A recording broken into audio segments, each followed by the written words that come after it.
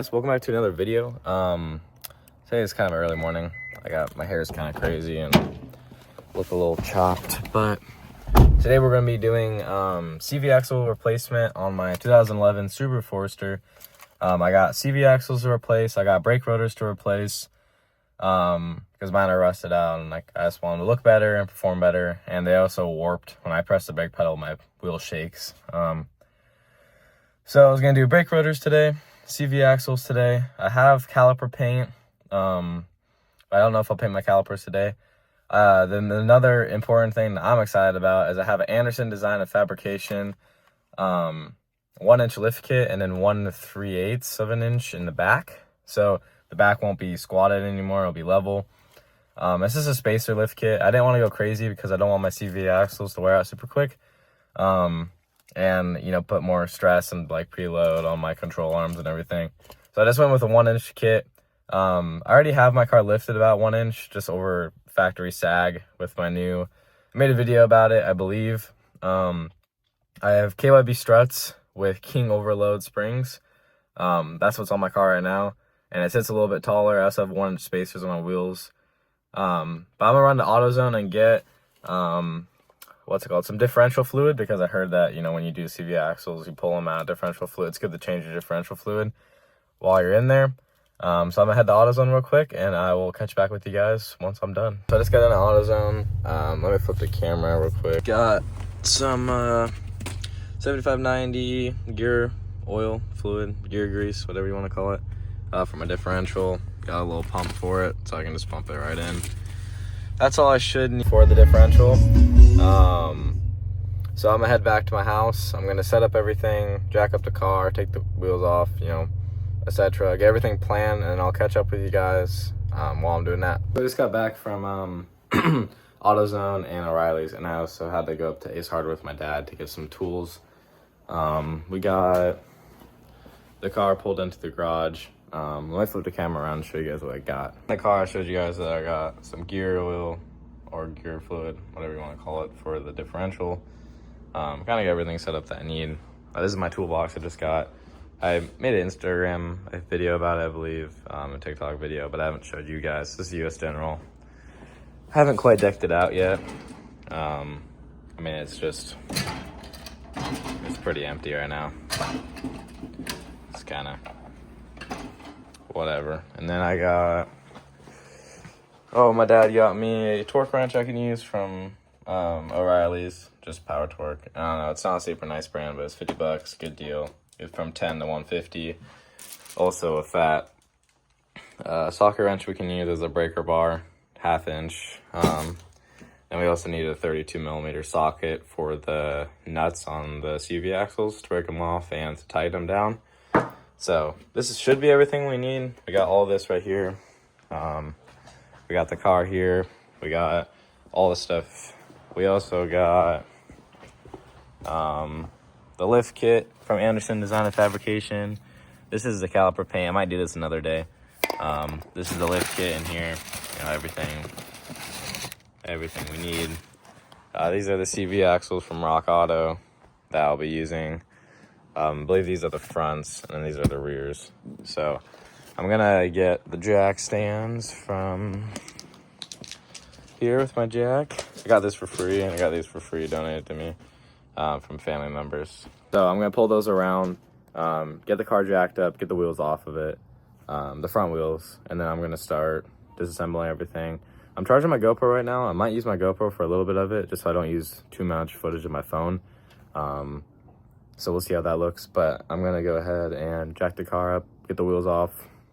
What you guys in? So I went around, I took the wheels off, I sprayed everything with PV Blaster, so the nut in the middle, all these suspension components. So the strut bolts, these two, camber, and then the one that holds it in place, the wheel speed sensor, as well as the brake sensor. I took these off. I'm taking these off right now. This is a 19mm bolt. These are 12s on both these sides. I also sprayed the lower control arm bolt. I basically make sure everything is gonna be easy to take off. And then once I take these two off, I'm gonna take these off, which I believe are 12 as well. And then we'll install the new CV axles, and then the lift kit. So what we did so far is I started to try to take the CV axle off, but then I realized without the strut in place, it would just pull it down. I'll explain it in a bit once I put it back on, but I decided to put the lift kit on since the strut was out. And see, this one's already out. So basically what you do is you put it on a surface like this, if you don't mind messing it up a little bit, like this. See if I can do it with one hand. Basically, put it on there. You take a metal hammer like so. Bam,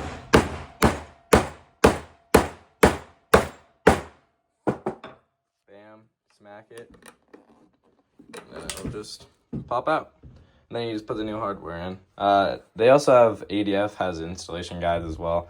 I'll show you guys how to put it on. So I actually forgot to record me breaking the CV axle nut loose and using the pry bar to do so. I apologize for that. I also forgot. I made a mistake when I was putting that on. I was able to put the lift kit on, as you can see up there.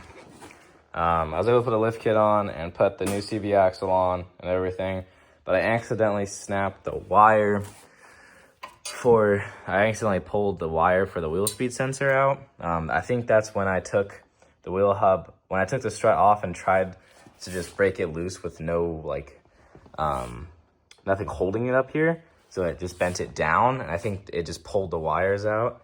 So I'm going to get a new wheel speed sensor, front right wheel speed sensor. So don't do what I did. Leave your strut on here when you're trying to break the axle nut loose. Otherwise, it'll pull this down and pull the wire out. That was stupid of me. Don't do what I did. So yeah, I need to get a new one of these, but it is in. Do the rotors. I just took the spacer off. It was just 19mm bolts. These are the new rotors.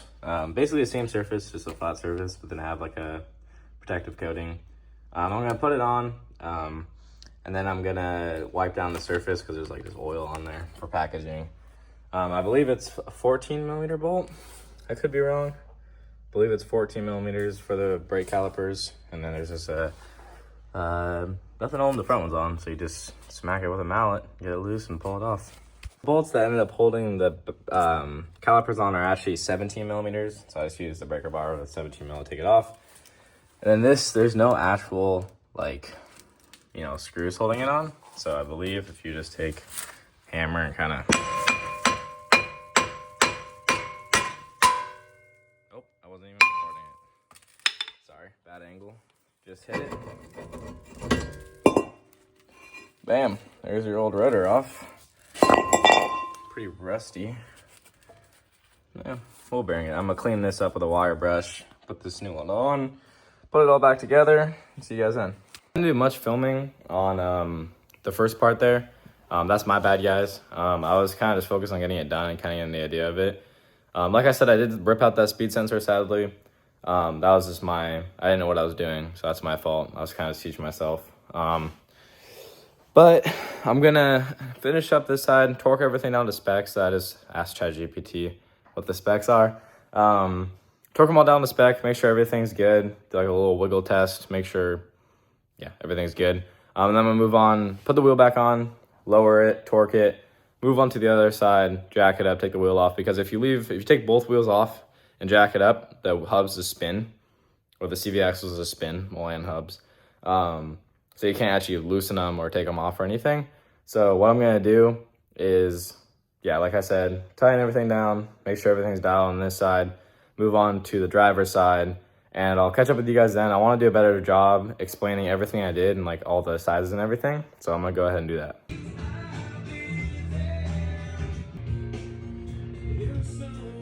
To start on this driver's side, what I decided to do was I loosened these up. So I got these both like kind of towards the end of the threads. Oh, this one just came off. Just kind of sitting there. You want to keep this here so that when you get to loosening this X or the CV axle nut, you can use a breaker bar or a big socket like I have with a 32mm socket. You can break it loose while using this to hold it so you don't rip your wheel speed sensor out like I did on the other side. So learn from, my mistakes. You want to break this loose, take this nut all the way off. Then you want to take these off, and I'm going to take this strut all the way out by loosening these two 13mm bolts, or three 13mm bolts. to put in these are the rear spacers. But I have the front right here. Put these in. Hammer it out like I already showed you guys in the first one, and do the same thing. So let's do it. Able to get the wheel nut out. I was able to break it loose. I ended up chipping my knife in the process, but that sucks. And then also I disconnected the wheel speed sensor on this side just to eliminate the probability of, you know, snapping that out. And that's right here. It's a 10mm bolt. And then you just want to slide this out. This will just come right out, and then you might need to get a pry bar back there and separate it. It should be pretty simple.